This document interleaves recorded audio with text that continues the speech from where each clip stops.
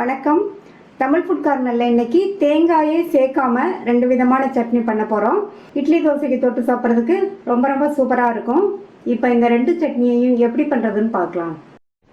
First வேர்க்கடலை பொட்டுக்கடலை சட்னி அரைச்சிடலாம். அதுக்கு இந்த வெறுங்கடாயில் 1/3 கப் அளவுக்கு வறுக்காத வேர்க்கடலையை சேர்த்து நிதானமான தீயில வச்சு கருகிராம வறுத்துக்கணும். இதை ஆற விட்டு இதனுடைய மேல் தோலை எடுத்து வச்சுக்கணும்.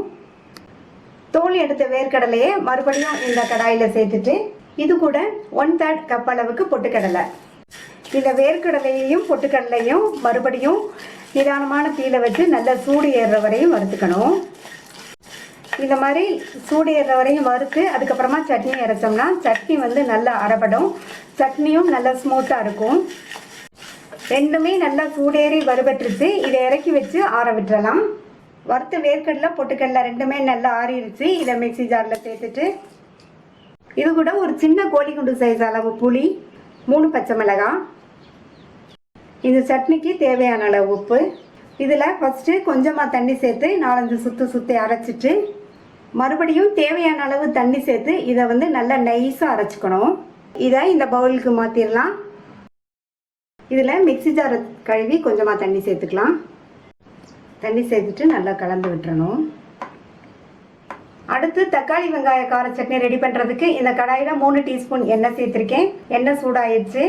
அதில் 1 டேபிள் ஸ்பூன் கடலைப்பருப்பு, 1 டேபிள் ஸ்பூன் உளுந்தம்பருப்பு, இது ரெண்டையும் மிதமான தீயில வச்சு இதனுடைய கலர் மாறுற அளவுக்கு வறுத்துக்கலாம். இது கூட 2 காஞ்ச மிளகாவும் 2 காஷ்மீர் மிளகாவும் சேர்த்துருக்கேன். நீங்கள் உங்கள் காரத்துக்கு தகுந்தபடி மிளகாய் சேர்த்துக்கங்க.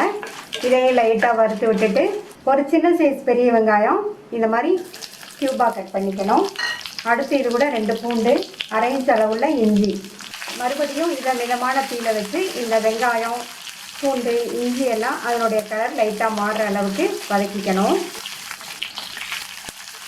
இது கூட 2 மீடியம் சைஸ் தக்காளியை சேர்த்து தக்காளி நல்லா வதங்கி மசிஞ்சிருச்சு. இந்த மாதிரி தக்காளி நல்லா வதங்கி மசியணும். அப்போ தான் தக்காளியோட பச்சை வாசனை எல்லாம் போகும். இதில் ஒரு சின்ன பீஸ் புளியையும் சேர்த்து மறுபடியும் நல்லா வதக்கி விட்டுட்டு ஸ்டவ் ஆஃப் பண்ணிவிட்டு இதை ஆற விட்டுறலாம்.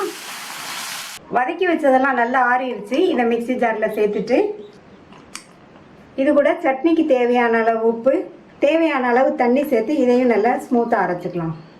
இதை அந்த பவுலுக்கு மாற்றிடலாம். மிக்சி ஜாரை கழுவி கொஞ்சமாக தண்ணி சேர்த்து நல்லா கலந்து விட்டுறலாம். இப்போ அரைச்ச 2 சட்னிக்கும் தாளிப்பு போட்டுடலாம். வேர்க்கடலை பொட்டுக்கடலை சட்னிக்கு தாளிப்பு போடுறதுக்கு இந்த பேனில் 3 டீஸ்பூன் எண்ணெய் சூடானதும் அதில் 1/2 டீஸ்பூன் கடுகு பொரிஞ்சதும் 1/2 டீஸ்பூன் உளுந்து, அடுத்து இதில் ஒரு கட் பண்ண காஞ்ச மிளகாய், கருவேப்பிலை, 2 பீஸ் பெருங்காய பவுடர். தாளிப்பை இந்த சட்னியில் சேர்த்துடலாம். வெங்காயம் தக்காளி சட்னிக்கு தாளிப்பு போடுறதுக்கு இந்த பேனில் 3 டீஸ்பூன் எண்ணெய் சூடாயிடுச்சு. 1/2 டீஸ்பூன் கடுகு பொரிஞ்சதும் 1/2 டீஸ்பூன் உளுந்து, அடுத்து கருவேப்பிலை. தாளிப்பை இந்த சட்னியில் சேர்த்துடலாம். தேங்காய் சேர்க்காத 2 விதமான சுவையான சட்னி ரெடி ஆயிடுச்சு. இந்த டேஸ்டான 2 சட்னியையும் ட்ரை பண்ணி பார்த்துட்டு உங்கள் கமெண்ட்ஸை சொல்லுங்கள். இது வரைக்கும் தமிழ் ஃபுட் கார்னர் சேனலை சப்ஸ்கிரைப் பண்ணாதவங்க சப்ஸ்கிரைப் பண்ணிவிட்டு பக்கத்தில் உள்ள பெல் பட்டனை கிளிக் பண்ணிக்கோங்க. Thank you.